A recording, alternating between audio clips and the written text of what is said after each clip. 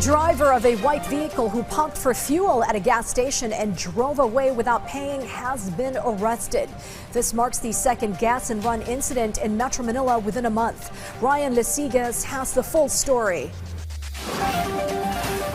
On the afternoon of April 20, a CCTV camera from this gas station captured the arrival of a white vehicle that stopped to refuel. After filling up, the vehicle immediately sped away. Due to how fast everything happened, the gas attendant was left stand up. According to the PNP, this is another case of a gas and run incident. The following day, police were able to arrest the driver of the vehicle along with one companion. The PNP has also launched a manhunt for another suspect involved in the incident. It was discovered that the suspects already have previous cases. Yung pangatlong tao na subject ngayon ng manhunt ay may kaso ng kaugnay na paglabag sa RA 9165 o droga noong 2017 at may kasong frustrated murder na nagawa naman ng 2020 na ngayon po ay subject ng manhunt. This is now the second gas and run incident in Metro Manila within a month. Last month, a TNVS driver who also refueled in Balintawak quickly fled after a full tank worth more than 5,000 pesos. In relation to this, PNP Chief Police General Jose Melencio Naratates Jr. has ordered police units nationwide to increase their presence in areas near gas stations to prevent gas and run incidents. Naratates said that although the incidents are separate, police should study patterns to prevent similar cases in the areas. He also said that coordination between the police, local government units, and establishments must be strengthened to improve CCTV coverage and enhance real-time reporting systems to prevent a possible increase in such crimes.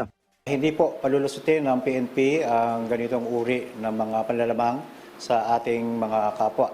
Lalo na po inihiling natin sa ating mga motorista na makikita naman natin na patuloy naman bumababa yung presyo ng gasolina. Meanwhile, the number of individuals charged by the PNP has climbed to 31 due to various violations following the energy emergency. These cases include hoarding, profiteering, and other offenses. Meanwhile, 77 suspects have been arrested. Ryan Lesigas from the National TV Network for a new and better Philippines.